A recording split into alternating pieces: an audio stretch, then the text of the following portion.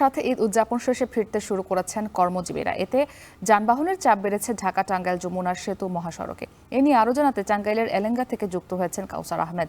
কাউসার, মহাসড়কে যানবাহনের চাপ কেমন দেখছেন জানাবেন, এবং একই সঙ্গে জানাবেন কোথাও যানজট সৃষ্টির কোনো তথ্য আপনি জানতে পেরেছেন কিনা। বেলা যত গড়াচ্ছে এই মহাসড়কে যানবাহনের চাপ ও কর্মস্থলে ফেরা মানুষের চাপ বাড়ছে।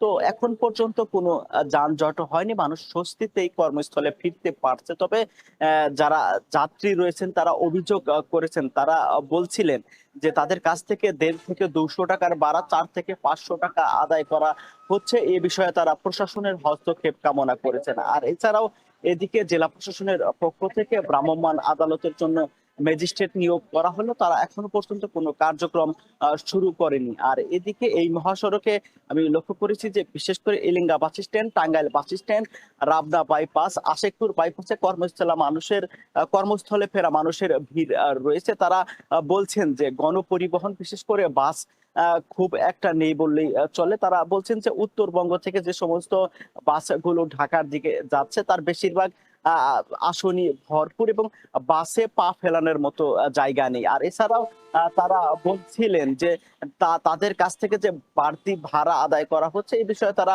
ঊর্ধ্বতন কর্মকর্তার হস্তক্ষেপ কামনা করেছেন। আর এছাড়াও আমরা দেখেছি যে ঢাকা থেকে যে সমস্ত যানবাহন উত্তরবঙ্গের দিকে যাচ্ছে সেগুলোর বেশিরভাগ আসনই ফাঁকা। আর এই বাড়তি ভাড়ার বিষয়ে টাঙ্গাইলের জেলা প্রশাসক জানিয়েছিলেন যে কোনো যাত্রী যদি তার কাছে লিখিত বা মুঠোফোনে অভিযোগ করেন এই বিষয়ে তিনি ব্যবস্থা গ্রহণ করবেন। আর এছাড়াও জেলা প্রশাসনের পক্ষ থেকে ফিটনেসবিহীন যানবাহনের বিষয়ে এখন পর্যন্ত কোনো ব্যবস্থা গ্রহণ করা হয়নি। আর এদিকে যানজটের নিরসনে টাঙ্গাইলের 65 কিলোমিটার মহাসড়ক শতাধিক দায়িত্ব পালন করে